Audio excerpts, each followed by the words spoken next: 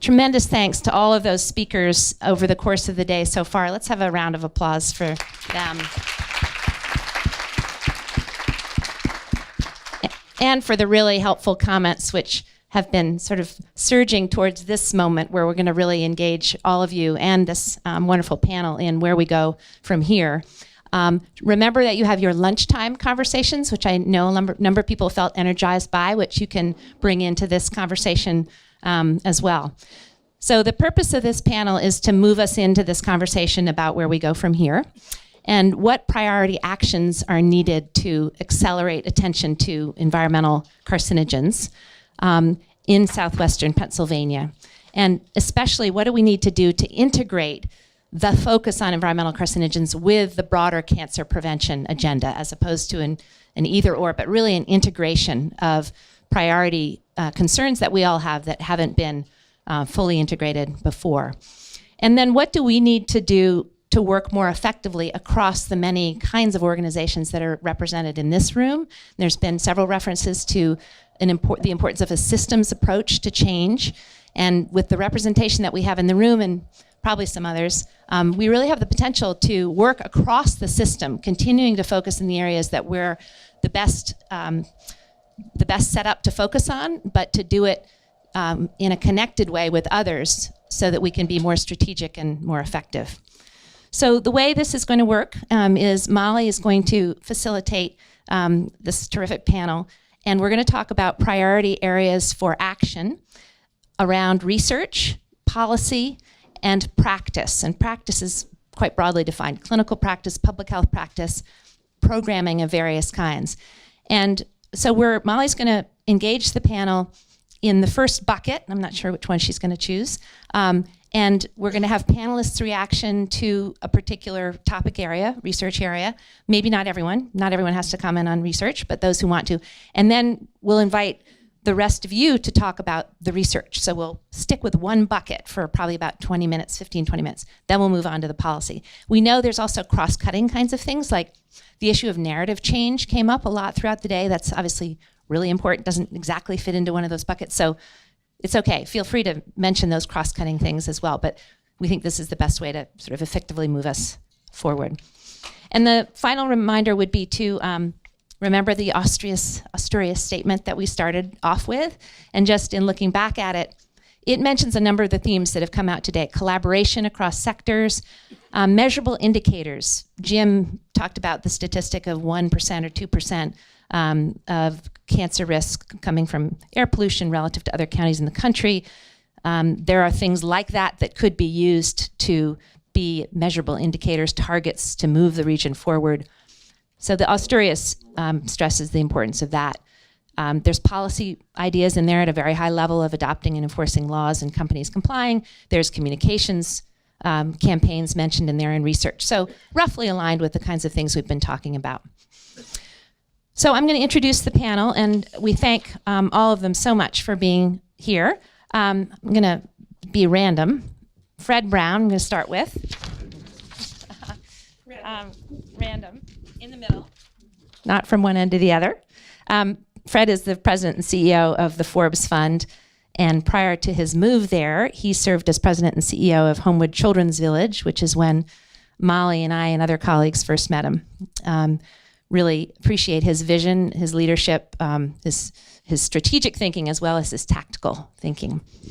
Lynn Robertson, we've gotten to know a little more recently, but with lots of appreciation for her role as an assistant professor of medicine at University of Pittsburgh School of Medicine, and also as the associate director of health equity, education, and advocacy at UPMC's Hillman Cancer Center. And so Lynn thinks a lot about and does a lot of community outreach around issues of cancer prevention, and increasingly thinking and acting on chemicals and pollution exposures. Matt Mehalik is executive director of the Breathe Collaborative, and prior to his work there, served as program director of Sustainable Pittsburgh.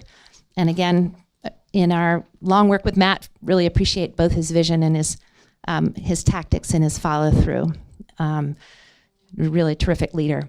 Anita Prizio, we are really glad to have you here as a representative of someone who represents the public.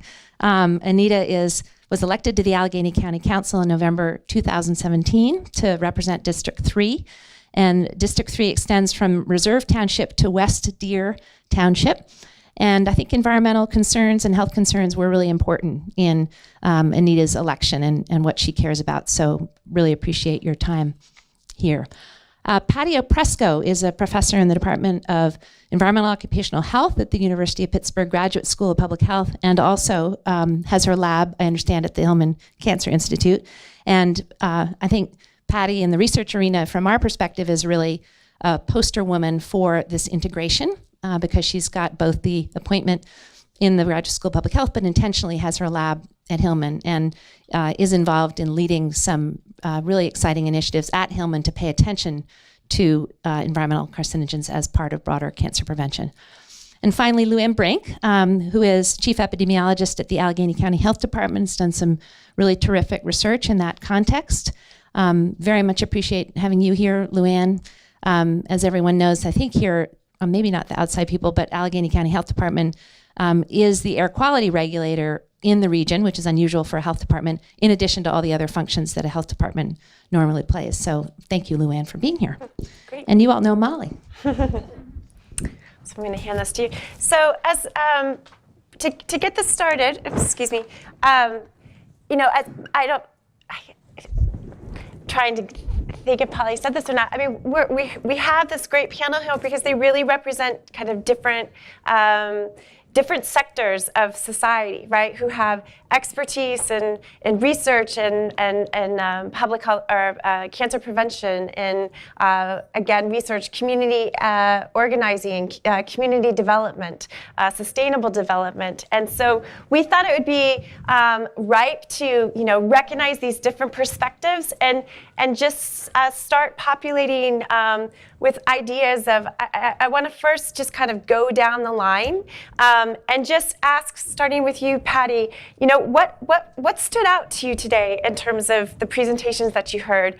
Were there, you know, when you think of the region, are there specific concerns that kind of rise to the surface? I think we'd like to think of the realms of policy interventions, of programmatic interventions, of research interventions that speak to kind of the concerns that you see live and well in this region. Were there things that were missing? Were there things that resonated with you? And I want to ask all of you that same question. So this was very educational from me. I'm a basic fundamental scientist, so we study mechanisms of DNA damage and repair, and I go to a lot of scientific conferences, but I have very little opportunity to interact with the full breadth of people who are interested in the same thing I am, from policymakers to advocates. So one thing that really stood out to me from the start was building relationships, right? And how we all have common goals, but different skills and expertise, and how can we get together and achieve those goals. And so I really thank you for organizing this. The other thing that really stood out to me was changing the narrative, and that I can have a role in changing the narrative, even just in talking with people in my neighborhood, you know, people online, you know, people that I meet at conferences, just in general, changing this idea that we don't have to choose between jobs and a safe environment. And that something else that stood out to me too was this, and I even teach this in my carcinogenesis lecture, is the idea that environmentally related cancers are a small, maybe 6%, and that number is likely a gross underestimate for several factors when we think about the combination of all kinds of factors. This idea that different chemicals in and of themselves may not be carcinogenic, but when you combine them, can have synergistic effects. And so we have failed to really appreciate the contribution that the environmental exposures have in contributing to cancers in the general population, not just in an occupational setting. So those were my big impressions from today. Patty, thank you. Yeah, Lynn, your reactions to the day. What stood out as a priority for you? Well, I think there was lots of things that stood out to me. The Rothman model was fascinating to me. I thought that was just an excellent way of presenting how these environmental factors and other things come into play to the development of cancer. And I think one that's very easy to teach people in the community, etc. And so I appreciated that. But something I cannot get out of my head is Jamil's presentation.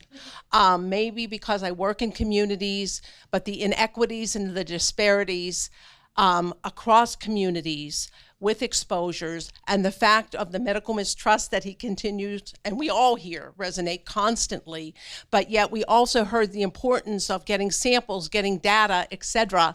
So how can we best collaborate in order to get those samples we need and get the data we need, and also to change that paradigm of what is going on in a variety of communities? So I think those are the things that really resonate with me. Thank you. Fred. There was a great opportunity to match intellectual prowess with on-the-ground activity today. Unfortunately, there weren't enough other community stakeholders in the room to really bridge the opportunity to move from theoretical to metaphysical. There was an overabundance of concerns around policy and the role at the micro level that people play with driving that. So looking at micro, meso, and macro integration processes that really look at growing local talent, increasing their green IQ around these opportunities, and getting them to understand what needs to be moved politically to create policy change is critical. Currently, many of the individuals we're talking about are struggling. They're not surviving, they're thriving. So as I watched the presentation today, I got a real dichotomy between the people's ability to buy the right couch versus the person just trying to get a couch, right? So we have a level of privilege in this room that precludes us from understanding the dichotomy that exists with everyday decision-making with the people we seek to support. And so having them in the room at a greater volume increases our understanding of expanding how we might co-create ways forward. And also biomimicry. How do we look at natural ways to resolve social phenomena that exist instead of problem solving through traditional practices? Einstein said you can't solve a problem with the same energy that created it. How do we resonate at a different frequency? And so what I heard today was people testing their margins on how they see the world. But I think to Jamil's point, how can we push beyond that? What's the framework that we use to do that?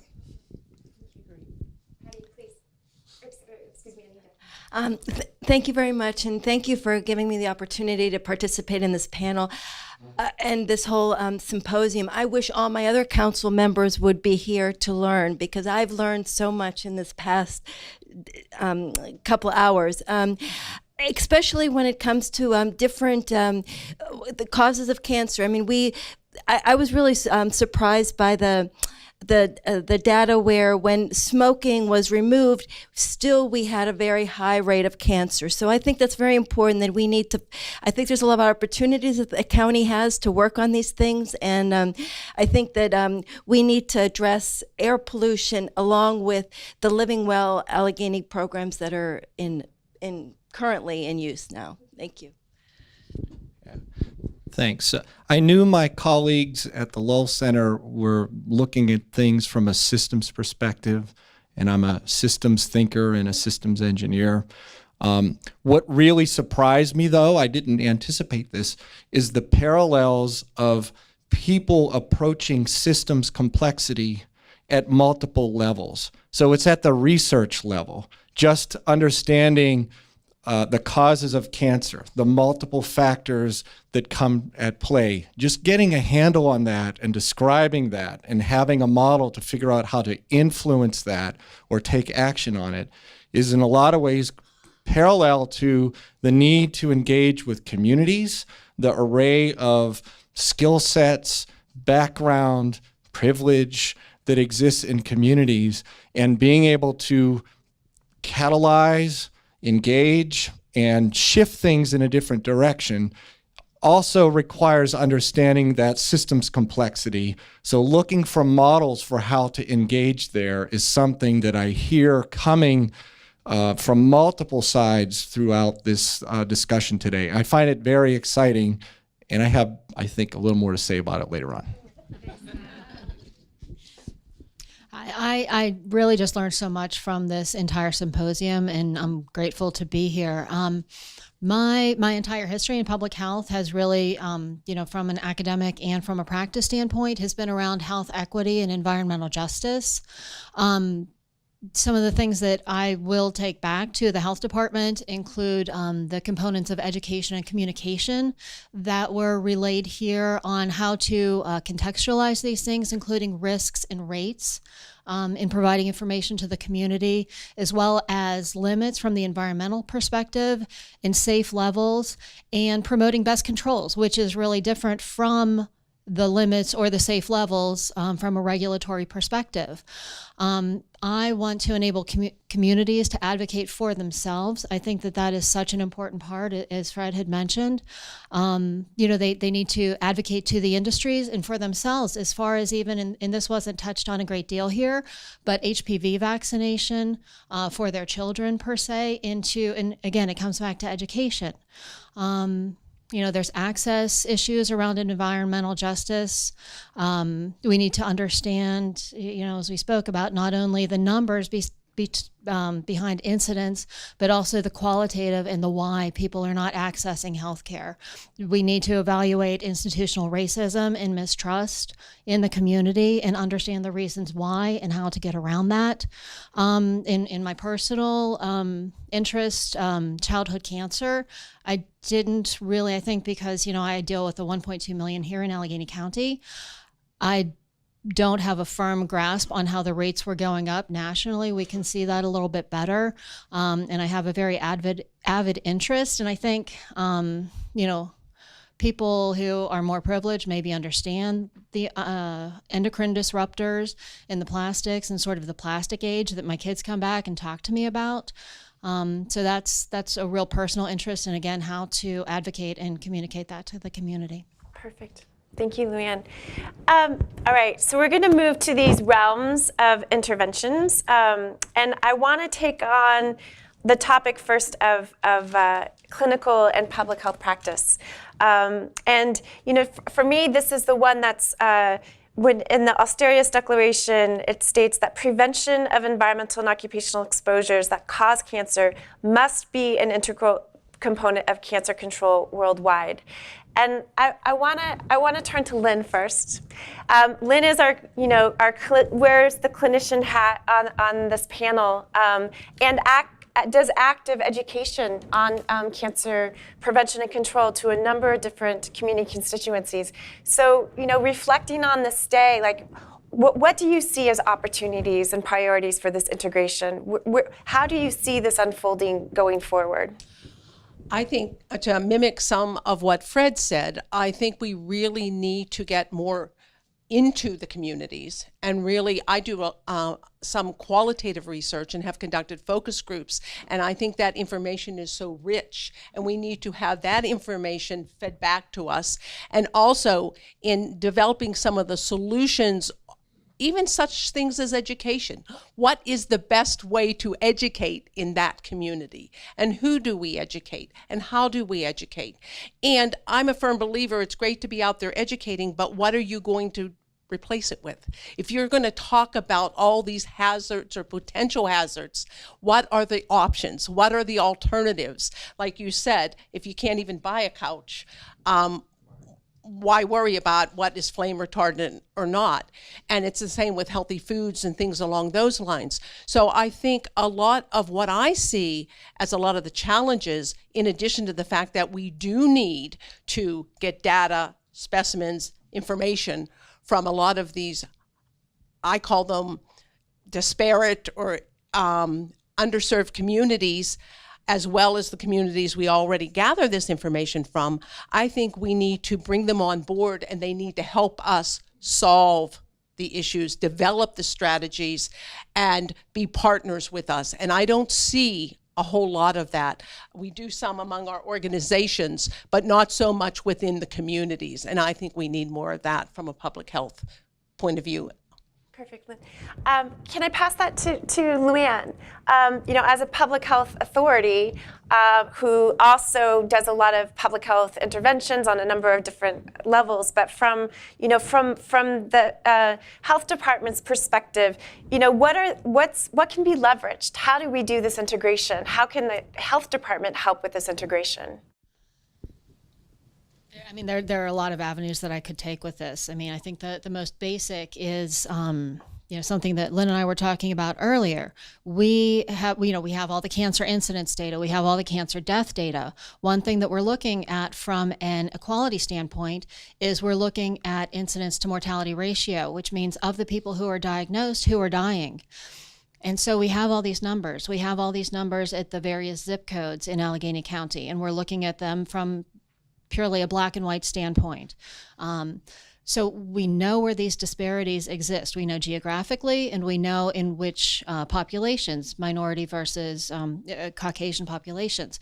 However, we don't know why. We don't know if it is fear of the medical community that people are not seeking treatment. We don't know if it's people who are not seeking screening. So we need to get at that. And we can get at that. We get insurance data, so we get de-identified insurance data, so we know who's getting screened. But we don't know, and then we know what stage cancer is at. So we're piecing together this really quantitative data. And our story ends there. Our story ends with this map and these numbers. We don't know the why. We don't know if it was, if it was a more aggressive form of cancer that they popped in and were diagnosed with stage 4, or we don't know if they delayed their screenings. So that's where, Lynn and I were talking about joining our numbers, which, are very comprehensive with her qualitative research. So that is like we're literally taking that step next week. Good, I like it.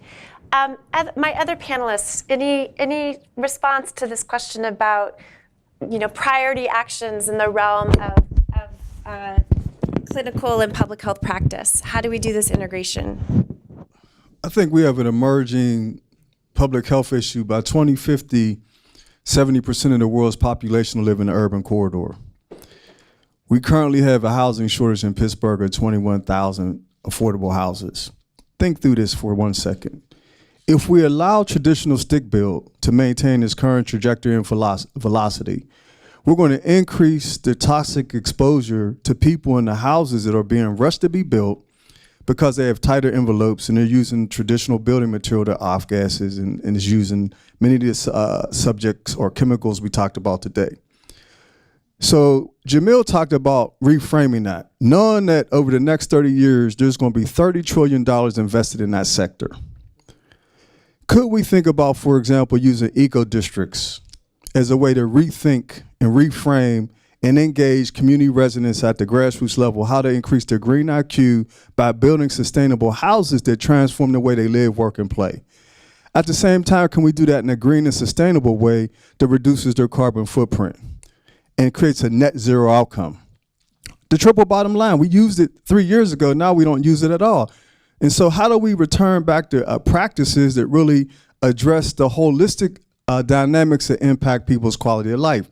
And so if we think about, for example, our work right now at the Forbes Funds has been around restructuring our grant making. So we froze our assets, we restructured our grant making and look at people had to have cross-sectoral partnerships to apply for grants.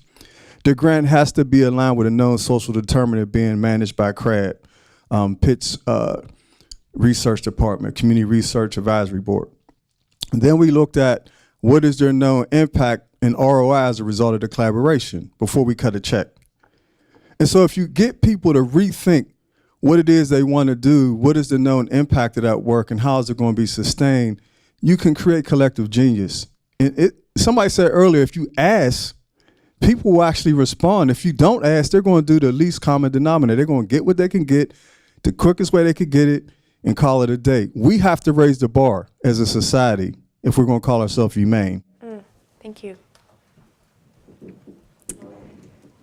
Others? No obligation. Let me actually turn to the audience on this.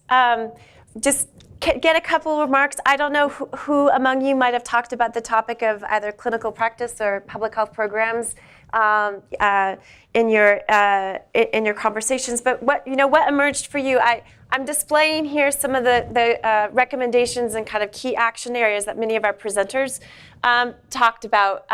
Just wanting to lift some of them up and for us not to forget them. But what came up in your discussions? Yeah, Jill. I'm famous. So this came up really in our first question, but I think it kind of speaks to public health education. And I tried to write down exactly what people said. This might not quite be it, but basically someone said, you'll get community activism when residents get the connection between health and environmental problems. So it kind of speaks to some of what I've been hearing up here, that people kind of have to understand, and they are willing to be part of the solution because they don't want to be living in the problem they're living in. But they don't always know they certainly don't know all of what we learned here today. Thank you, Jill. Hi, I'm Patricia Mcmullen. I'm old enough to remember the mills and the mines and the people that based their whole being on being a part of that. And back then, when they finally broke down, and I can remember talking with some of the educators and the Department of Health and that, and they said the problem was for Pittsburgh was we thought that just because they worked in the mills or they worked in the mines or they did manual labor to achieve the result of building the community, that they didn't really focus on the problem because every day they went to work and they just had to get that out. And their children were getting sick and the mothers didn't know what to do. And especially over near Southside Slopes and over in Oakland. What the Department of Health did is they took the problem into the community. They asked the mothers to come to meetings. And they said to the women, your children are sick because of this. You are not well. Your husband is not well. And the women said, what do we do with it? This is the way my husband earns his living. This is how we exist. They said, get your children healthy, get them educated, and you'll get out of this. Yes, it closed the mills down in that, but the women took it back to the men, and they kept pointing it out. And the men they demanded better working conditions. It did put the mills out, but they went on to something else. They went to tech. They went to medical. They went to education. I also talked with a man that got Boston out of it and everything else, and he said, everybody thinks that maybe this group of people isn't educated enough to understand the problem. But if you take it to a mother that has a sick child and you say to her, okay, you have to document what you're feeding them, what you're giving them, what works and what doesn't. He said, put it down in plain English. I don't care if you spell it right or not. That woman will work day and night. She will stay up half the night writing everything down because she doesn't have time during the day. And she will document it. And then you bring them back and you go over it with them and then you say, this is working because of this. But this isn't helping. So get rid of it. Those mothers will move heaven and earth to get their kids healthy. And I think you need to go back to the grassroots, take the education out to the community centers, offer some of the husbands in these communities some other education to get a job. And it isn't that Clarion is deemed for the blacks or for the Puerto Ricans or for whatever community you want to call it. Whites lived there for a long time and they did those jobs, but they got their kids to get an education and get them out of there. Then the newer immigrants came in and took those places. But you have to help them lift themselves up. Said it's about translating and activating, right? How do we move this into a number of different spheres and engage and grow? Thank you for that. I want to move to our second category, which can get juicy, right? policy. You know, there's a lot of opportunities here for policy. And what I liked about Dr. Robbins' presentation, her display of kind of interventions in different spheres, right? From the individual, in her case around consumer products, to the institutional. Like there's institutional policies, there's retail policies, there's policies that can be operationalized on a number of different levels, right? The Austeritas Declaration talks about regulatory policies, but I don't think we have to limit ourselves to that, right? We're talking about a range of different options that can really grow a prevention paradigm with regard to environmental and occupational exposures. So Anita, because you're wearing our legislator hat here, what kind of recommendations do you have? What do you see as kind of prime actions? You can take this one. I'm coming from the perspective as a county council member, and one of the things county council can do is to hold public hearings where all stakeholders are present. I think that's really important to do. I think everyone needs to be at the table. The scientists need to be at the table, but the community members need to be at the table also. I think when we address this issue, whether it's on, a county council level, I think the policies should be driven by science. And I think sometimes politics and industry play more of a role in influencing and protecting public health than they should. I really think that I need to listen to what I heard today. I think that's important. And I also think county council should work with the health department and give them the support needed to aggressively enforce the laws and regulations that are currently on the books and stand up to the toxic polluters.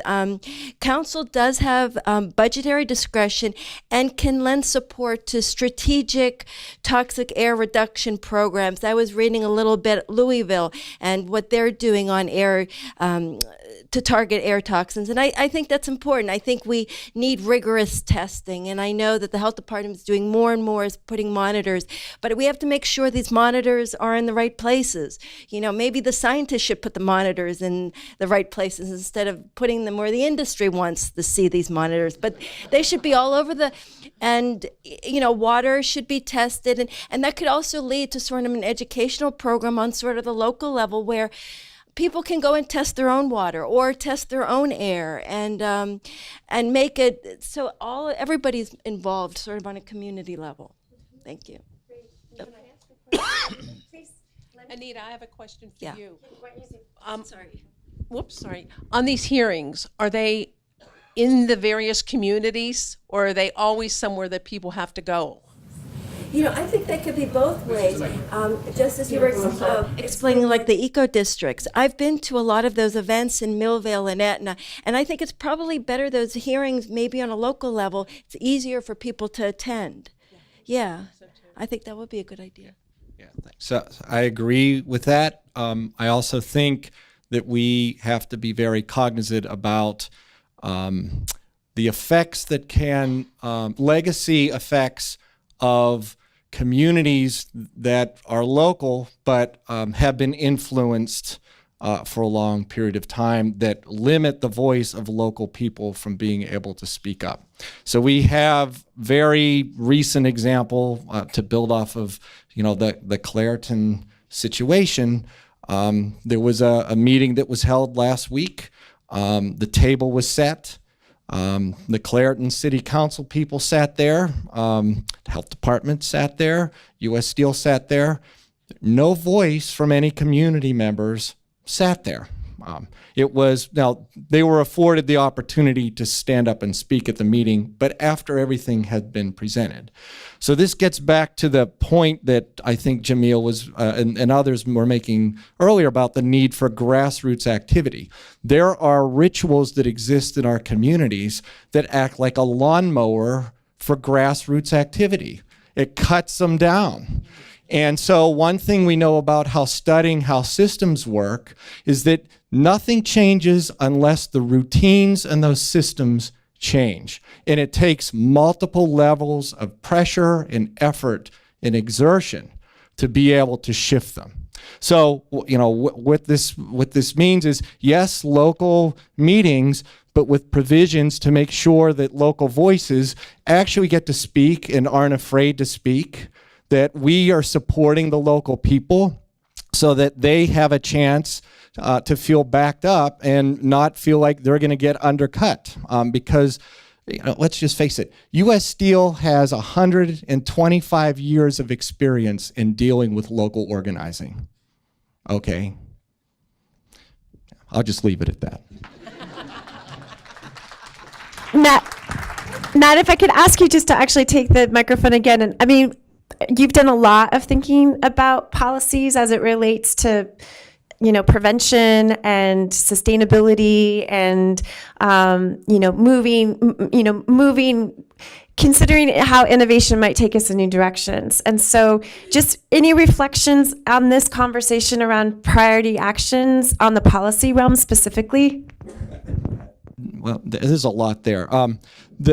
What I would start with is, where do policies, what perspective are they coming from?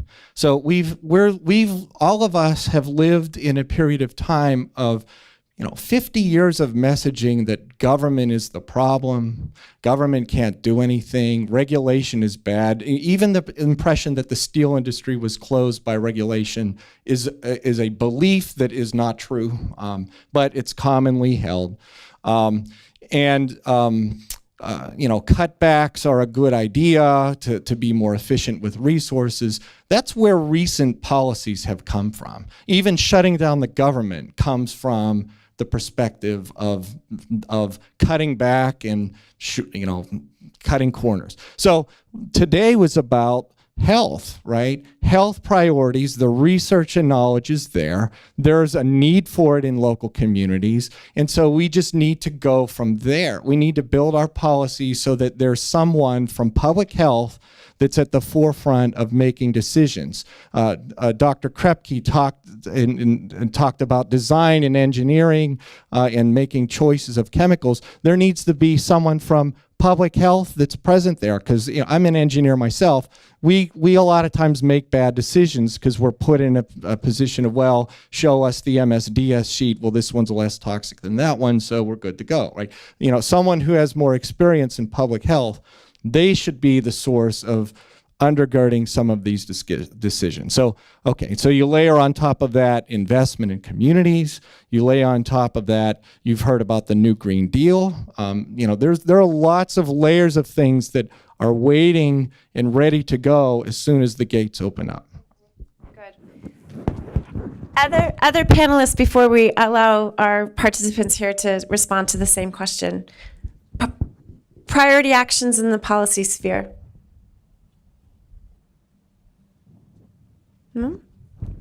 How about to all of you? All right, we got some business over here.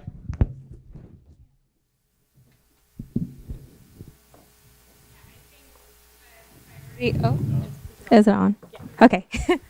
I think priority action that Dr. Dodson addressed is engaging in the public comment process. In the past few months, Pittsburgh has been a site of a lot of discussions, including on PFAS. There is a public comment period going on. We need more researchers to submit their research and disseminate it in that forum. I think research dissemination should be a part of when we do research on cancer prevention and cancer control in general. I think that work largely, maybe falls to the media, who maybe misinterprets and puts the narrative that all chemicals are bad, which is something that's very hard to fight. And also to community groups. Another, I think, policy action that we could look at is teaching people how to read their local ordinances. We know in this region where the polluting sources are. They're coming from wells, they're coming from refineries, they're coming from these cracker plants. If we're able to teach citizens to read their local ordinances and see that there's no language protecting schools, residential zones, childcare centers, playgrounds from those plants being built within them, there's no language in there, then let's start at the local municipality level and get those places to put in language that says, if you're going to bring this industry here, it needs to be this many miles away from the school. It needs to be this many miles away from where people live. That's something that we can start doing today. There are some groups here who have done amazing work on that and who have action kits and plans that communities can download and start following to start doing that work today, because there are local municipalities who have stepped up to do that work here. We need to find those role models and champion them so that we can recreate that throughout this region. I think that's a local action that we can start taking in this region, and it gives us a way to engage with our communities. We all live in places, well, not all of us, a lot of us who are here from the region, this is our region, right? This is our community. These are the places where kids grow up and go to school, or where we grew up or go to school. I didn't personally grow up here, but I work in schools. And so, for those kiddos, that's going to make a difference today. So, yeah. Kara, thank you so much. Ense. Thank you so much.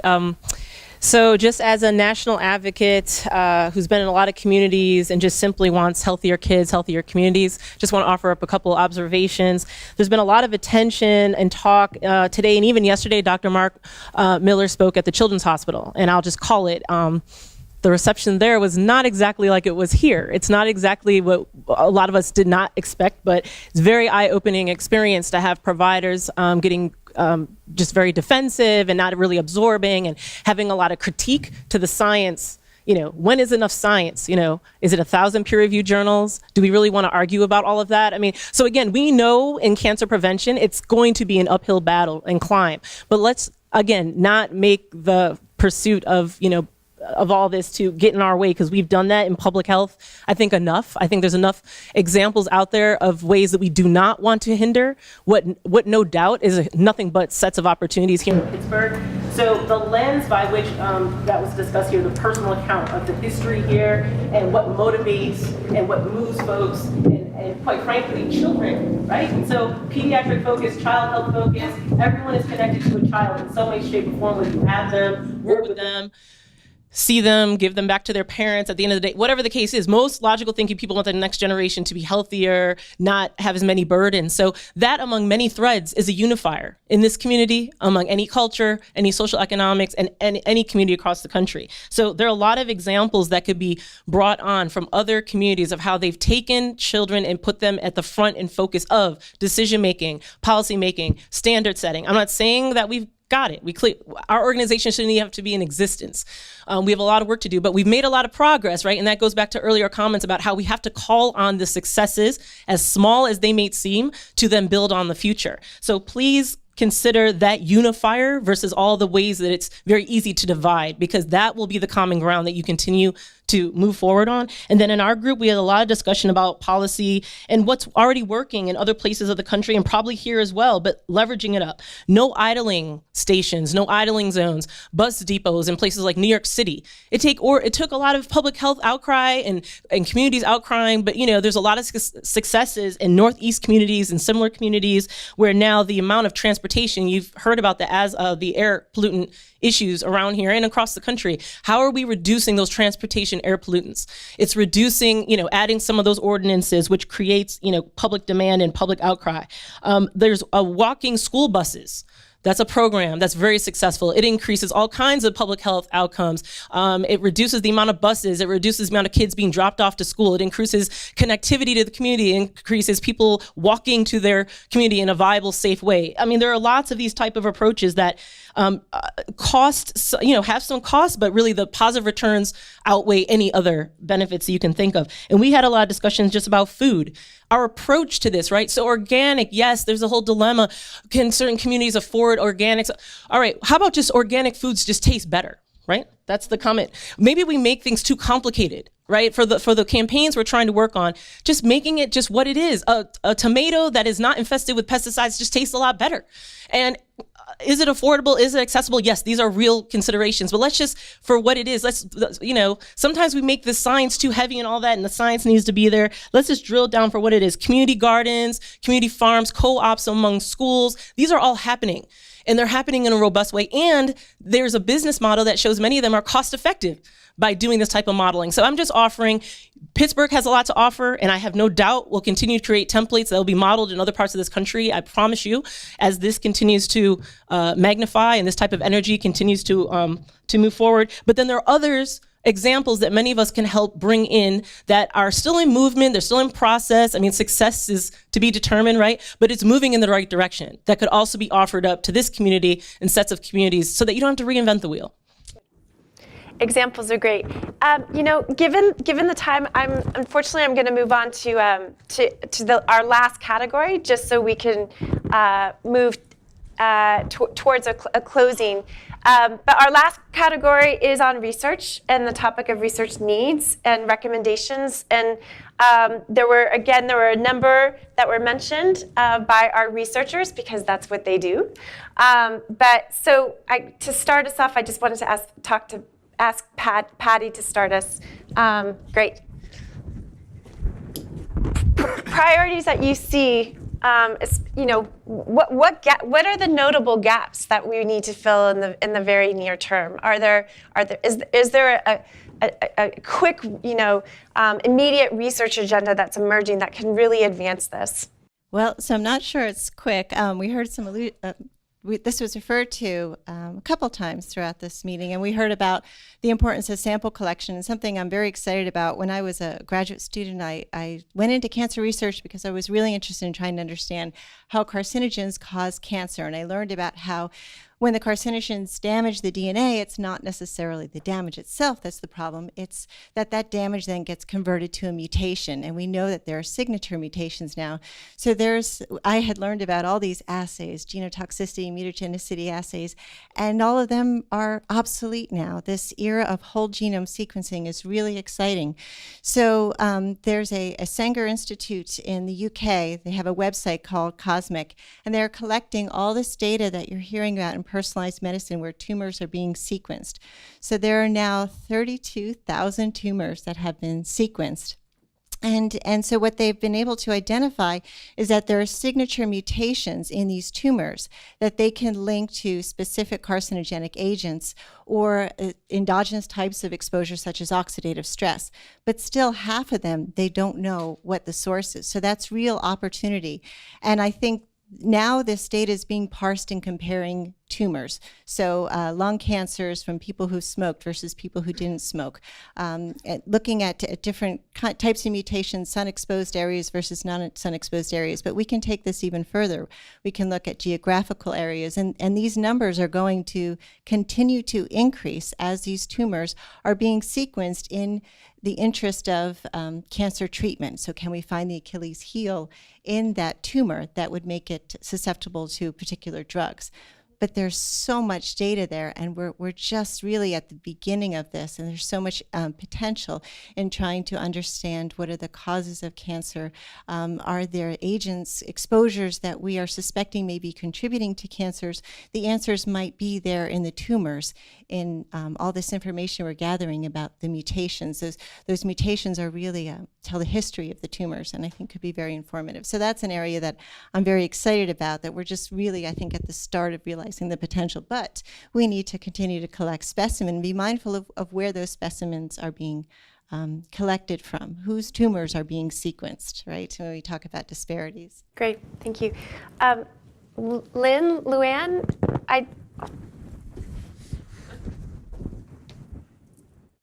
Yeah, I just to tee off on that and take that to the population level, I think that one thing, and I know that Shana and I, this is something that we talked about a lot, are the biomarkers of the particular exposures, whether that be from a Marcellus shale well or whether that be from a traffic exposure.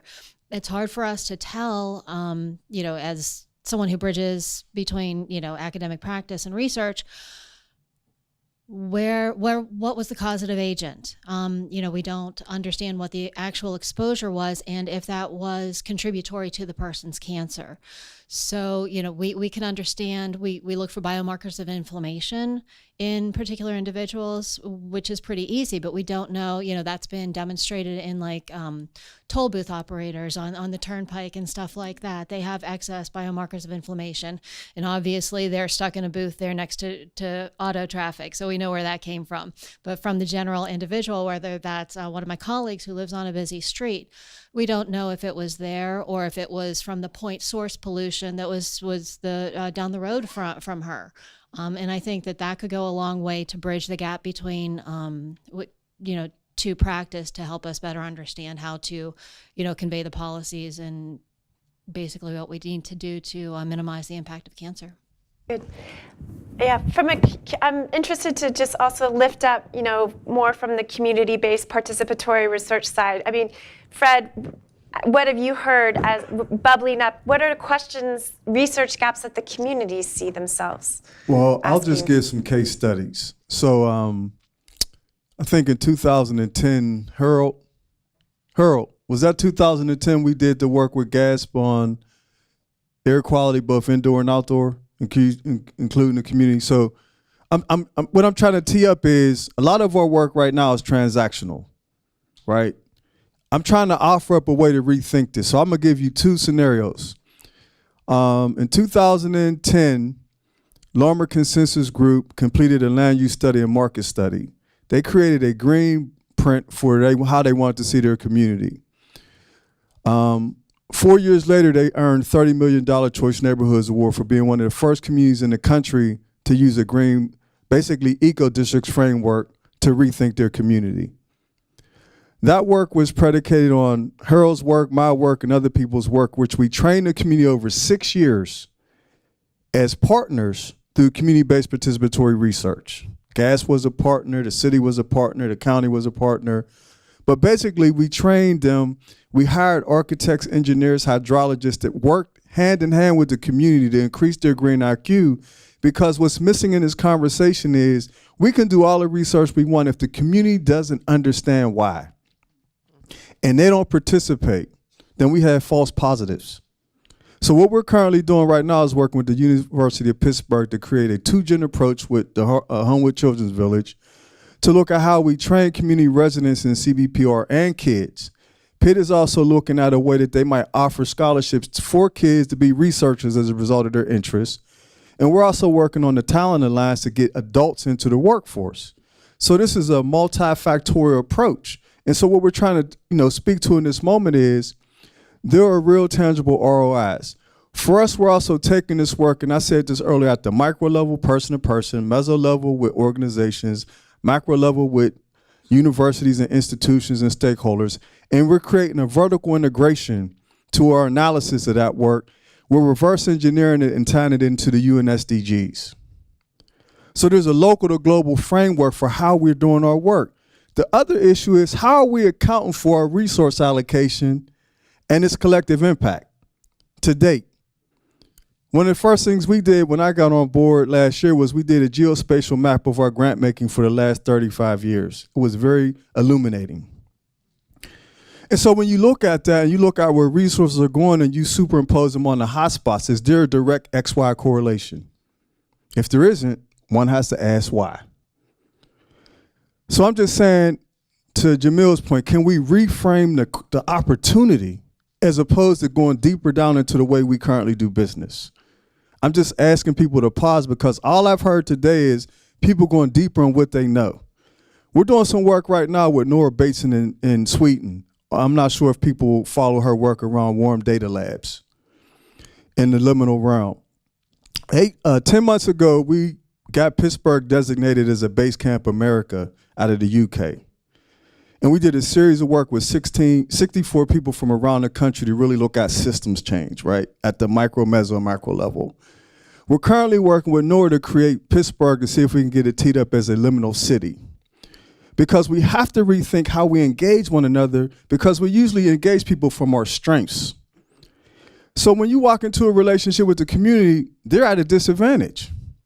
Your strength is your technical proficiency you're bringing to say what's wrong with their community, their kids, themselves. What's their strength? The victim? I'm just asking, can we rethink how we address or approach or engage people so that they can be equal partners at the table instead of weak sisters or brothers? Sorry, women, I don't mean to put y'all out there like that, but I'm just saying we really have an opportunity here. If anybody read The Smartest Places on Earth, Pittsburgh is considered a tier 2 city from a rust belt to a brain belt. The reason why we're not a tier 1 city is because we haven't fulfilled the integration of our thought power throughout the entire region. It's isolated in specific areas.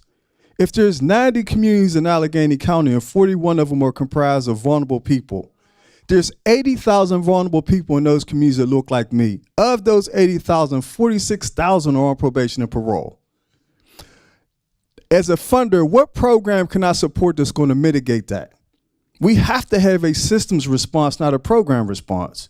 Yet everything we're talking about is programmatic, not systematic.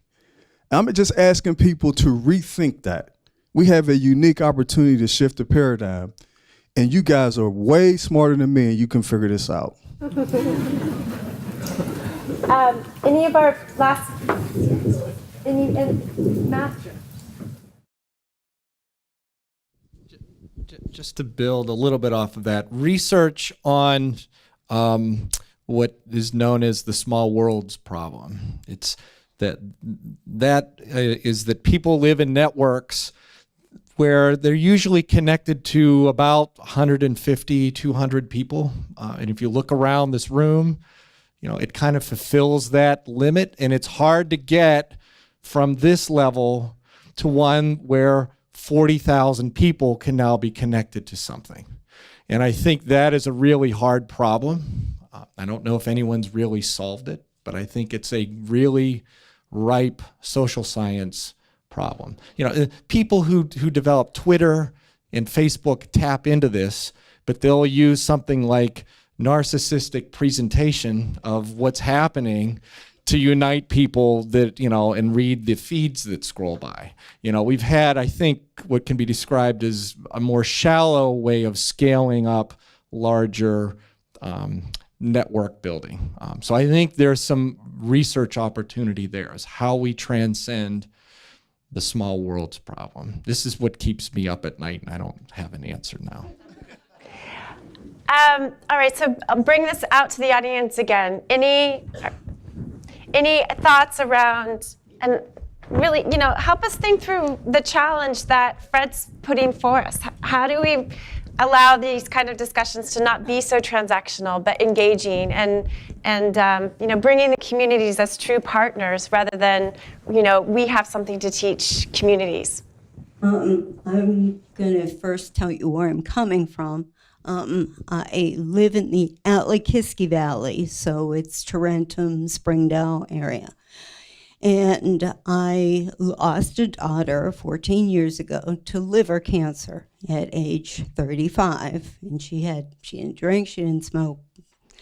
And instead of asking for, flowers, etc., I had people donate towards a conference like this, Environmental Factors Related to Cancer at Penn State New Ken.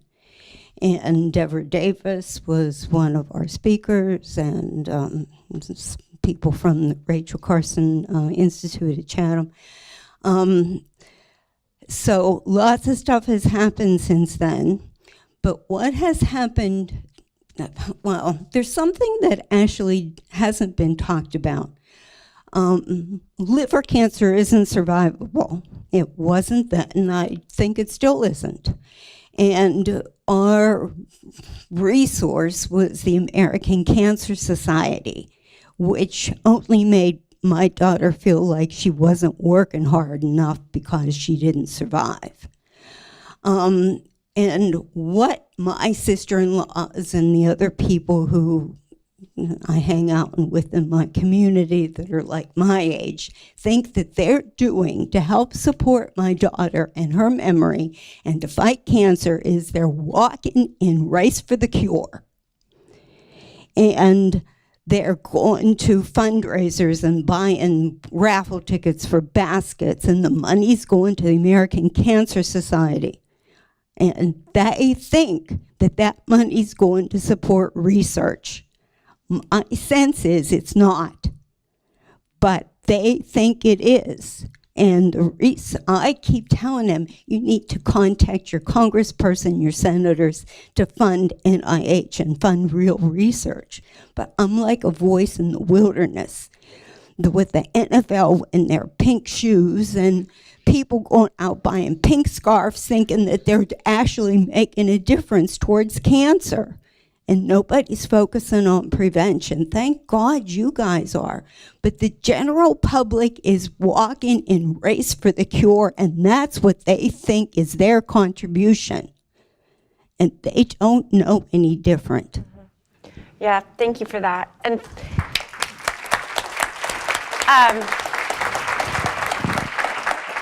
for me, this is a nice segue to try to bring my colleague Polly Hoppin back into the conversation and really guide us through a discussion of where do we go from here. Polly's when it comes up in many conversations that we have about this is, how do we even tap into a small bite of those resources that are, race for the cure, but race for prevention, right? As Dr. Kripke said, prevention's a hard sell. We don't have those faces the same way we do, right? So, but how do we transform the kind of, again, it's not about taking away money from essential research for treatments, but it is about incentivizing, growing that 8% of NCI's budget that, even within that is a small budget for environmental within Gary's realm at NCI. We got to grow it.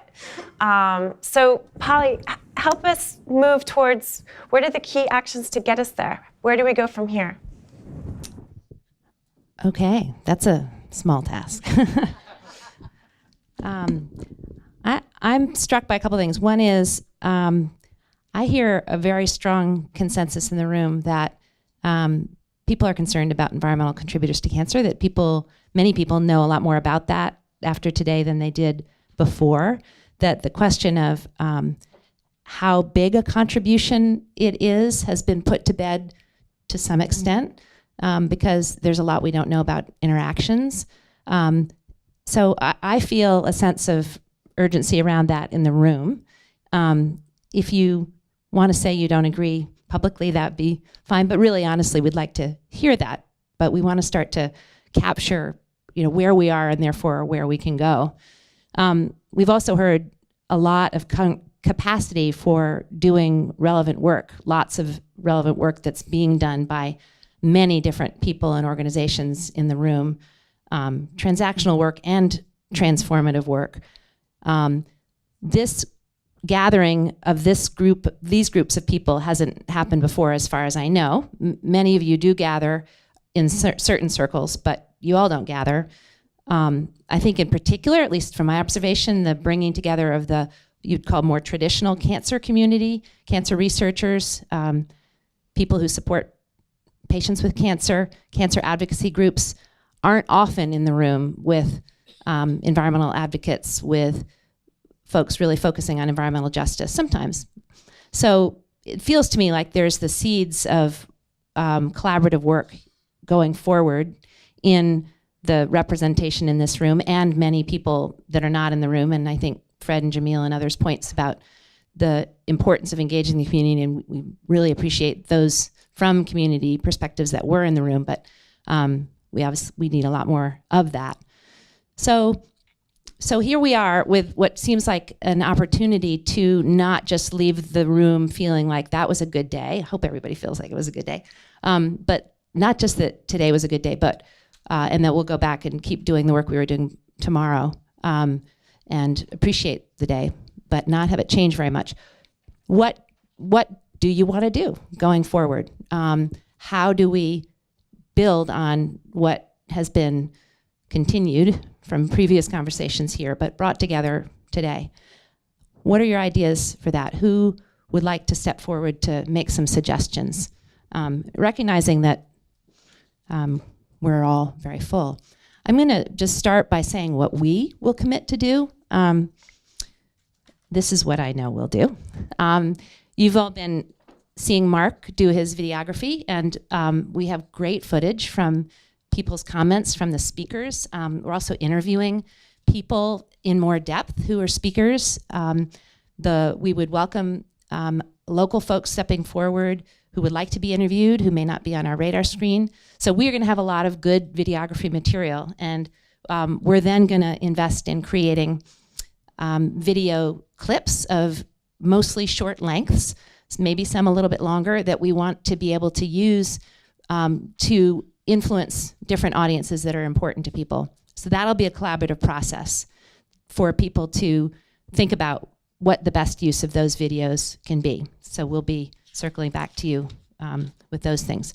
We'll do a meeting report. We try to make them interesting, but they're reports. But they'll succinctly capture what was said here, both in terms of speakers and in terms of comments. I mentioned the Cancer-Free Economy Network, and I didn't point out Deborah. Deborah's the executive director or the strategic coordinator, I guess she's called. Anyway, she's a jefe of the Cancer-Free Economy Network. And we have a training module that's been pilot and developed in part in Pittsburgh, and Fred's been very involved in that. It's continuing to be refined, but it's available as a resource for people to be trained on these issues. So I'm not speaking out of school about the availability of that, right? Yeah, it's not like publicly posted anywhere, but if you get in touch with us, we can make it available. Okay, good. And the other thing, just to mention on the research front, Margaret mentioned her leadership in organizing this meeting at the American Association of Cancer Research in Charlotte. It's going to be very important for the flourishing of environmental carcinogenesis and prevention research for that meeting to be well attended. Because if the AACR puts all its resources on the line and hosts an expensive meeting, and then relatively few people show up, they're going to say, well, see, it's actually not that interesting to the research community. So we would really like to have those of you who want to step forward and participate in that AACR meeting to stay in touch with us, to give us your cards, talk to Margaret, but we'll coordinate a recruiting effort for that meeting. And it's for researchers. We want to also have community representation there. And I've talked to Walter Lewis a little bit about this, who has molecular biology training and deep experience in leadership in the community. Walter, I hope you'll work with us and Harold as well on this task. So that's another thing we'll do. So those are our commitments, and we're also willing to help with whatever follow-up you would like to identify, but we really feel it needs to be rooted here in Pittsburgh, led by people in Pittsburgh, and we'll help as we can, but we're not from here. But we are closet Steelers fans, I just want to say. Okay, let's hear it.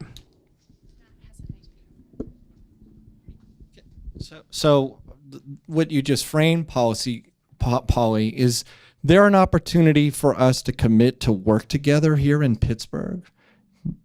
All of us who are here in this room, is there a way that we can commit to some initiative that unites our work together and integrating the knowledge that we've shared here? Can we at least commit to something like that, to revisit this moment and figure out how we connect and build?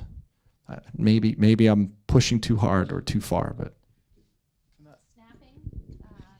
I would just, can I add to that? I think it's a this and that proposition. I think, Polly, what you could help us do is create a dashboard of all of our current work. We do an environmental scan of that. We create some priorities around that. And then we look at what pops up as the most pressing issue we can collaborate on. So we're looking at both the field's work and expertise in the area where we can strategically collaborate and get the greatest ROI. Matt, would you add to your suggestion, that maybe building on Fred's, but how would you see this initiative rolling out? okay, we'll just do it here on the spot. There's the Astorius Declaration as principles that I think most of us in the room, are willing to commit to. We all work in from science as a core anchor point and public health as an anchor point. So clarifying that maybe as a core concept for moving ahead. And then organizations that have networks that already exist that either connect with communities or connect with the medical community, medical practitioners, finding ways to come back to this conversation and share, after we have a chance to reflect on what happened here, what are the creative opportunities for finding connections? And that seems to me like a very baseline, basic process. that we can do some, like as Jamil said, set some priorities, look at what people say about what those opportunities are, and have more ongoing conversation about that.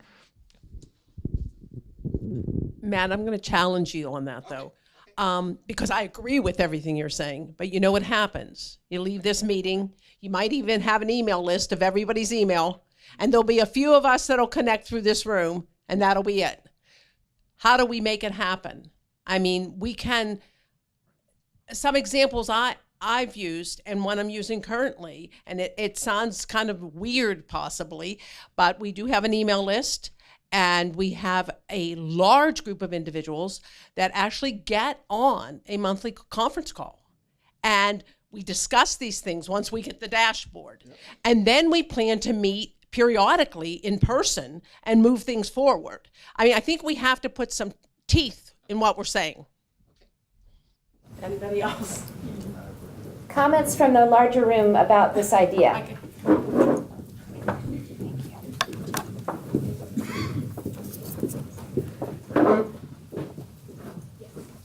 So we're like all over the place. There are so many different problems. There are so many different things. What if we start with something we know is a problem, something we know is a local problem, something we know does not affect everybody, but affects people to a greater extent than others, and that's radon.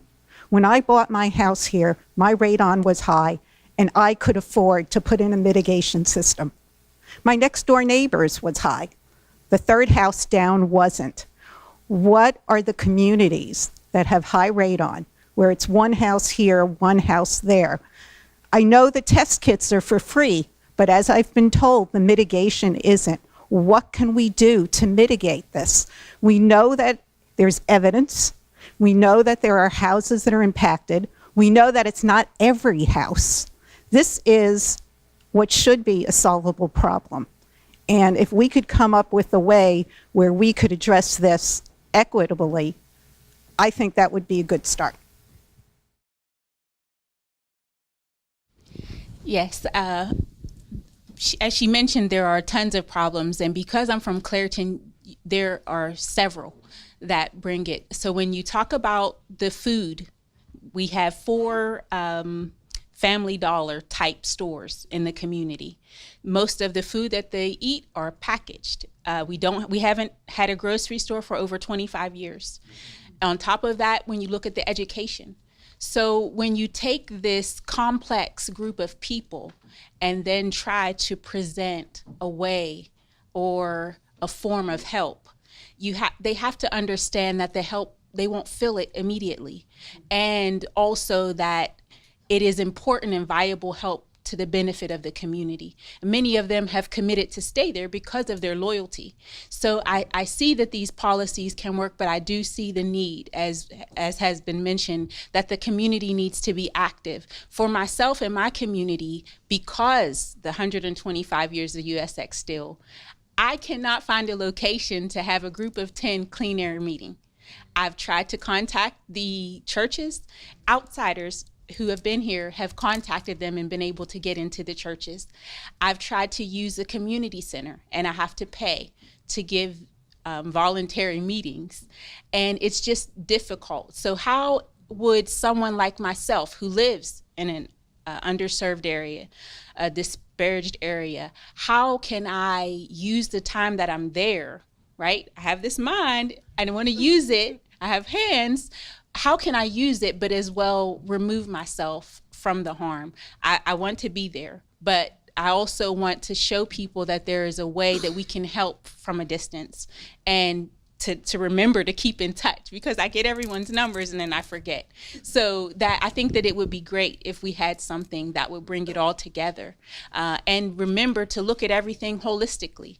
It's not just from one. When we think about all of these issues, and I think about the young mother who passed of cancer here recently, how much was it her activity or living in that community? She was born right across the street from the Coke Works.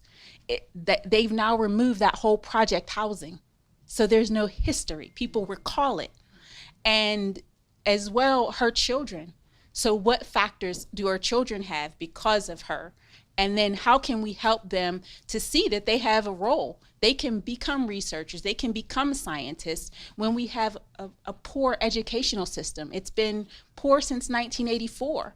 How do we make such an impact that doesn't face as much resistance? You know, the small group that makes the impact and makes it viable for the community to see past the smoke. Thank you. Thank you. Yeah. Other comments?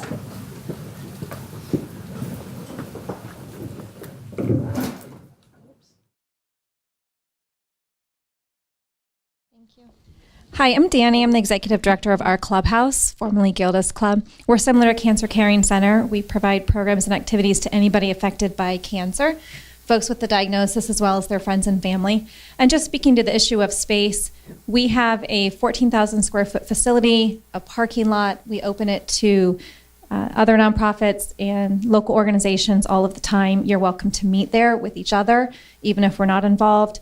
We have a lot of educational lectures. We partner with Cancer Caring on some. And between the two of us, we have a database of about 4,000 folks in the region affected by cancer. And so we can also work with you to provide a lecture in our space. Thank you. And I love the tone you set of kind of offers. We're about making requests of each other and making offers of each other to figure out what a next step might be. Lynn. Polly, I was going to ask you, if everyone agrees, can we share emails? And I would be willing to initiate some sort of email and start something going if we can share emails. And hopefully somebody, you're offering space, maybe a few people will join me and help me collaborate all this, but I'd be willing to start it. Thank you, Lynn.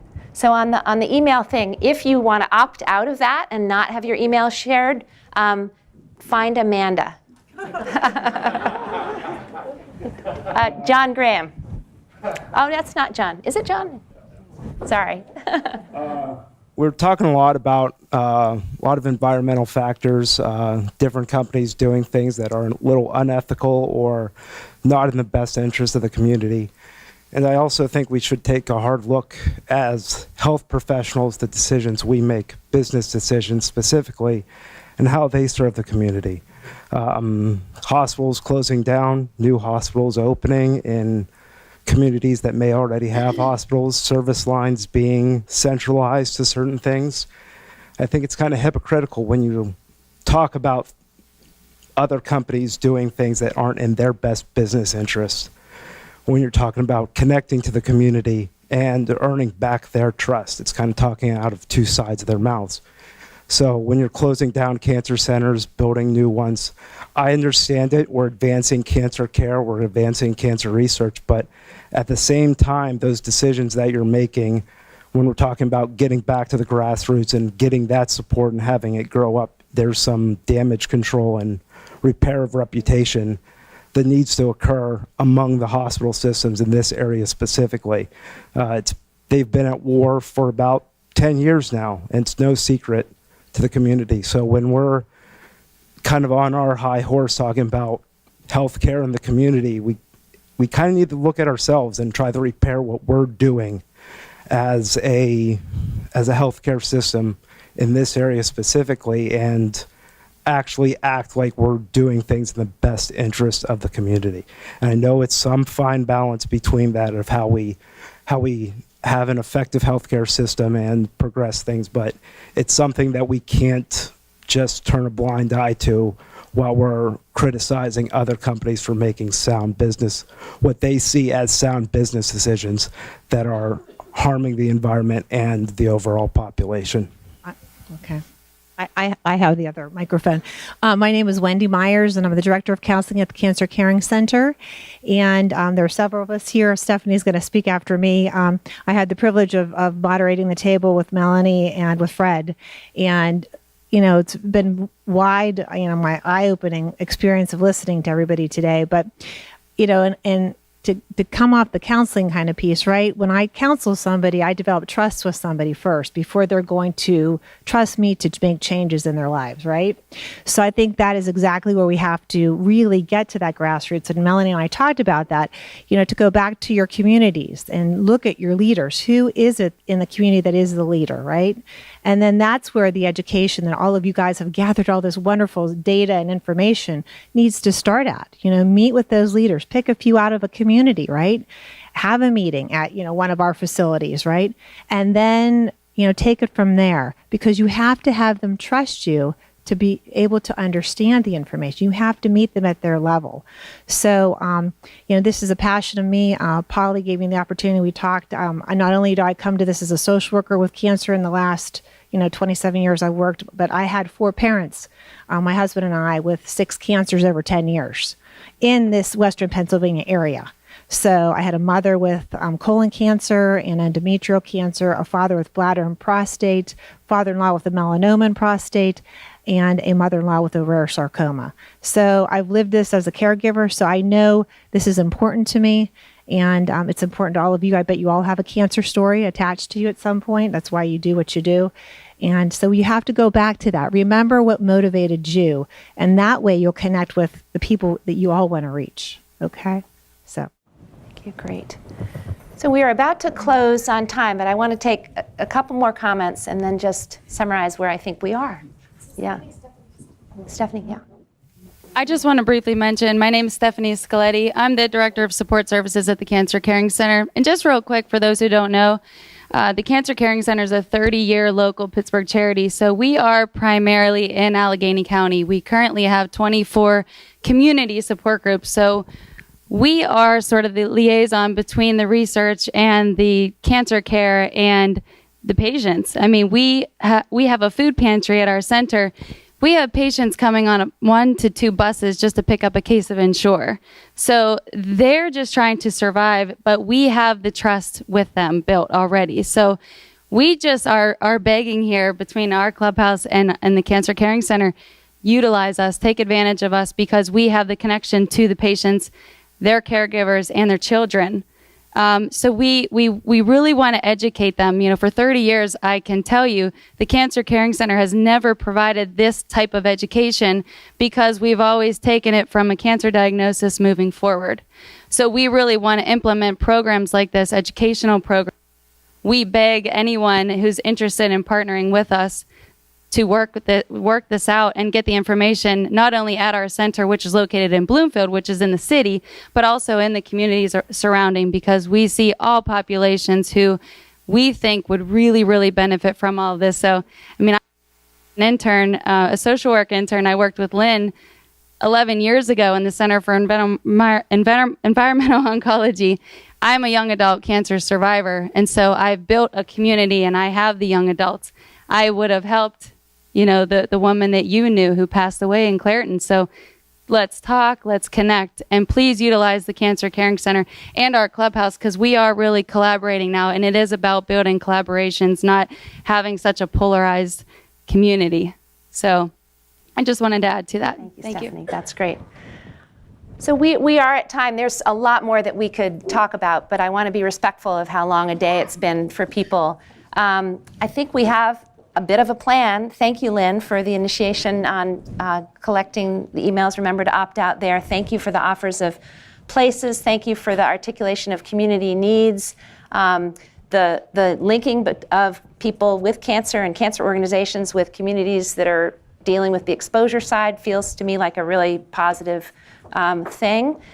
I think we're going to need a core group of people who really want to work on this going forward. So the other request I would make is that you leave your card or write your name with Lynn, but she and I will share it, to indicate that you'd like to be a core group person to help us figure out how to move this forward. And we've heard encouragement of zeroing in on particular priorities. We've heard a proposal for doing a landscaping to look at what current work is, and from that, arriving at priorities. Those are the kinds of things that a core group would get together and decide on a way forward, but be able to continue to engage all of you. How does that sound? Is there anything missing, anything the panel or others want to add to that? And we also will add an asset map because people might need space. They might have space for trainings. And so if we do an asset map and environmental scan and then do a dashboard, it'll give people both comprehensive qualitative and quantitative response metrics for how this can evolve and be iterative. Great. I wanted to just mention one other constituency, which is just an excuse for saying something I should have said earlier, which is that the press, the media, the folks that were here today, many of them spent all day with us.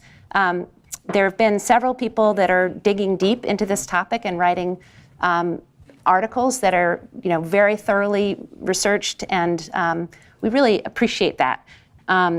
There's several still in the room. Christina Marusik of Environmental Health News wanted me to mention that they now have a weekly environmental health newsletter, and that she left some cards out if you want to sign up for that. It's a really good way to stay on top of the news that's the most relevant to the conversation that we've been having today. But appreciation to the people in the media who are really digging into this. Good. Thank you, panel, so much for your wise thoughts, and thank you all for your participation. This is a long day, and you were really here with us. So thank you. And